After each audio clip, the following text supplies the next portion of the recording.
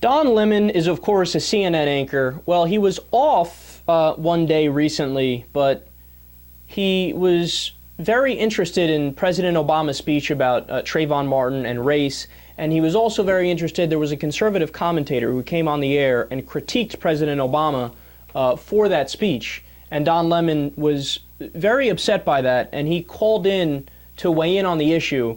So he got very emotional, and it's a very touching conversation. He makes some great points. Let's listen, and then we'll break it down. I drove home from work, and I called my mother every time I drove home, and until I got into the house, because she knows of these situations. She raised me to with these situations in mind, and informing me of what you should do if the police stop you. I need to know where you are at all times. So every time if I didn't talk to my mom on the drive home, I would call her immediately when I got into the house.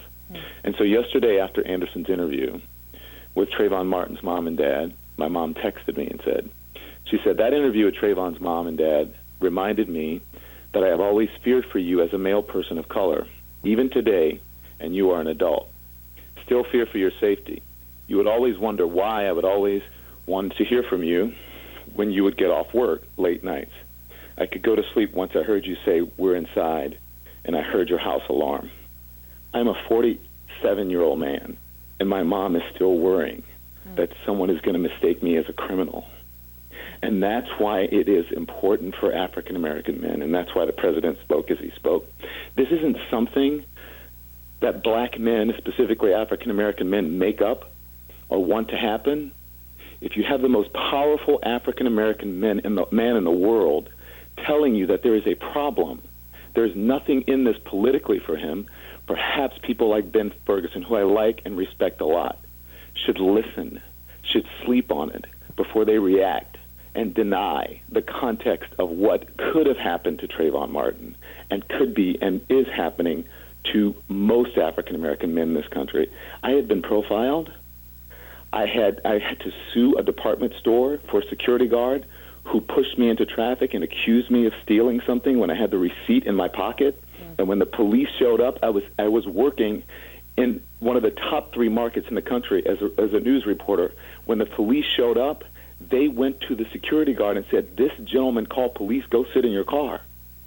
People who, if that does not exist for you, then you don't understand it. And as someone who has dated, and I think Ben is being too cute by half, as someone who has dated both women and men of color and not of color, that is not something that a white man has to worry about, his physical presence around anyone.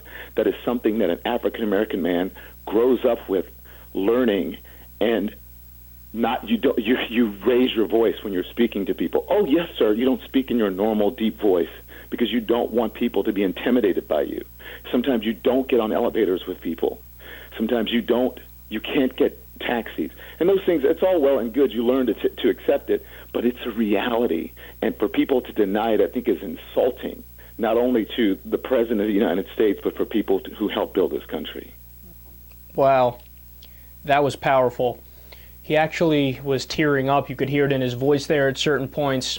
What sparked that conversation was a conservative commentator by the name of Ben Ferguson, who came on CNN and said that President Obama was wrong. Race has nothing to do with any of this, because women can get scared not just by black men, but also by white men who might get on an elevator with them at night or might be walking through a parking lot or whatever the case is.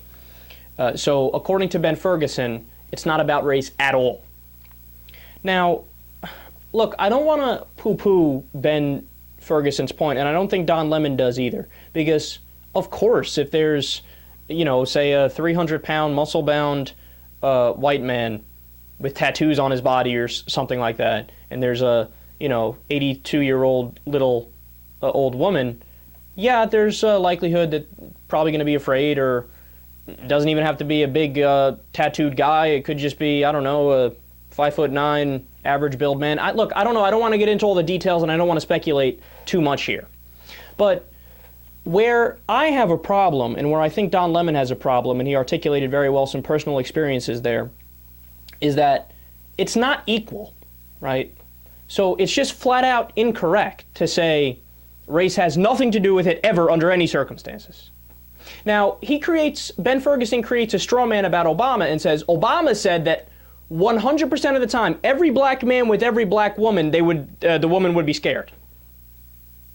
I mean, that's such a bogus argument, and you know President Obama wasn't saying that. He was just saying that oftentimes there can be old women scared of white men, and that white men go through a certain type of profiling that other men don't have to worry about. And to say that that's not true, well, first of all, you're just calling President Obama a liar on personal matters then. Because remember, in Obama's speech, he was saying personal experiences that literally happened to him. And what, you, Ben Ferguson, know better about President Obama's personal life than President Obama? No, you don't.